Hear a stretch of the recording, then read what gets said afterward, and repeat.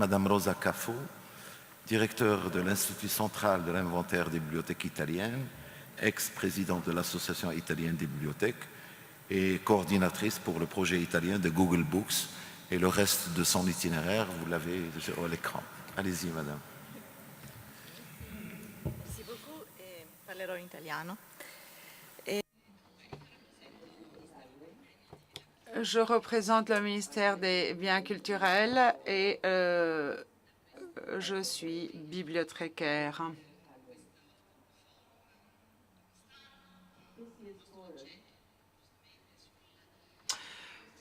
Cette année, le forum a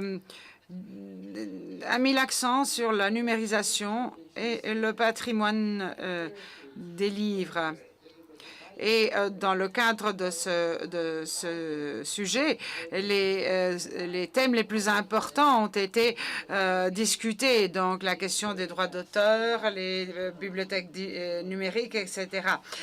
Toutes les discussions qui se sont tenues se sont centrées sur le rôle des bibliothèques au XXIe siècle.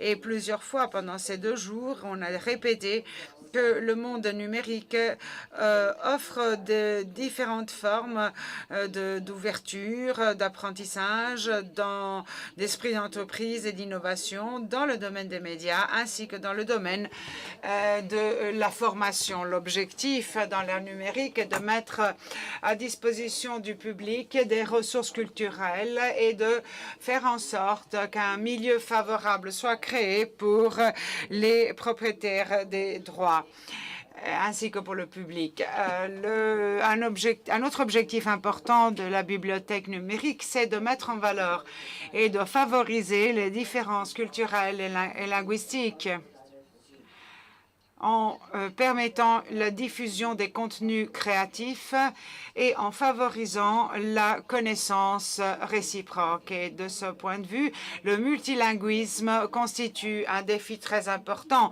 La bibliothèque numérique doit savoir parler, je ne dis pas toutes les langues, mais elle doit savoir quand même parler plusieurs langues, parce qu'autrement, elle ne sera pas en mesure d'atteindre le but son but de mettre en valeur la culture et de favoriser l'échange et la connaissance réciproque. Alors, numérisation, quels sont les éléments fondamentaux de ce débat? Alors, numérisation de masse et préservation, conservation. Ce sont là des thèmes qui soulignent l'importance de la coopération qui doit exister entre les bibliothèques et les éditeurs en premier lieu, mais aussi une coopération entre tous les acteurs impliqués. Et là, je parle de l'expérience italienne.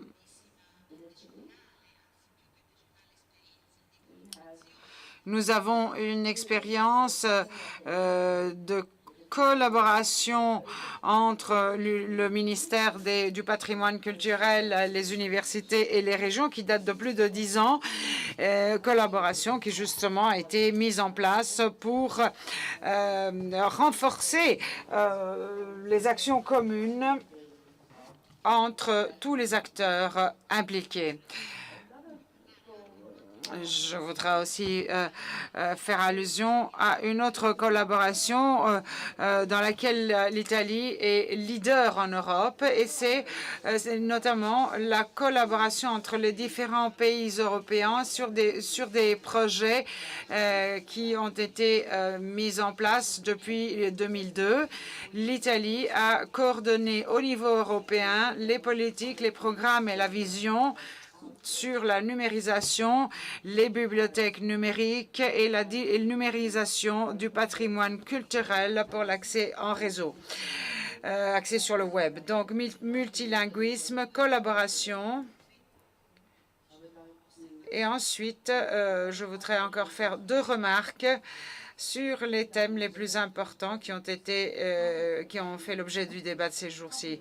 Le copyright, la conservation, la numérisation de masse et les relations, le rapport avec les particuliers. Les droits d'auteur pour ce qui est des droits d'auteur, il faut essayer d'arriver à un équilibre équitable entre les différents acteurs de la chaîne du livre, de la filière du livre, et les particuliers qui ont le droit démocratique à l'information et à la connaissance. Nous devons donc tenir compte du fait qu'il est fondamental d'arriver à un équilibre entre ces deux types de droits sans qu'aucun ne soit lésé et en faisant en sorte que les deux soient protégés et sauvegardés.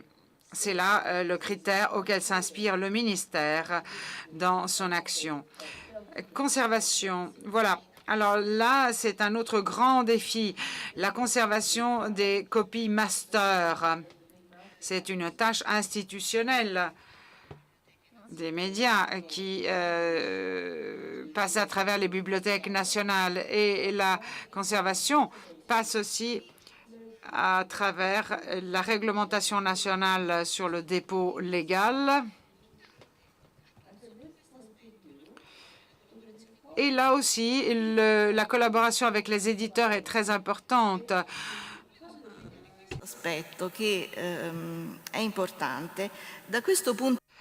Je voudrais souligner le fait que, de ce point de vue, les éditeurs pourront se valoir du service de conservation offert par les bibliothèques. Autre aspect très important.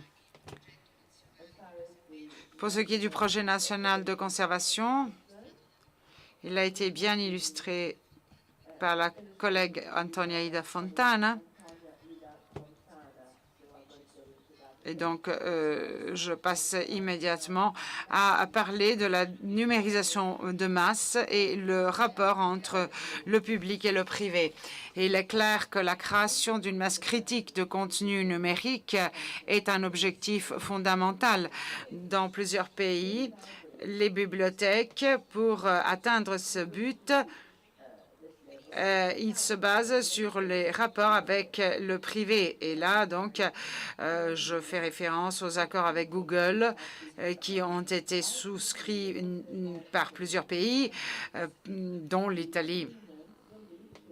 Donc, création d'une masse critique de contenu numérique. Mais ceci ne résoudra pas le problème de la conservation, parce que la conservation restera la tâche des bibliothèques. Si celles-ci voudront gérer les copies numériques et faire en sorte qu'elles soient accessibles au public à travers leur système de bibliothèques et systèmes nationaux. En d'autres termes, la numérisation de la part de Google demande donc de gros investissements nationaux.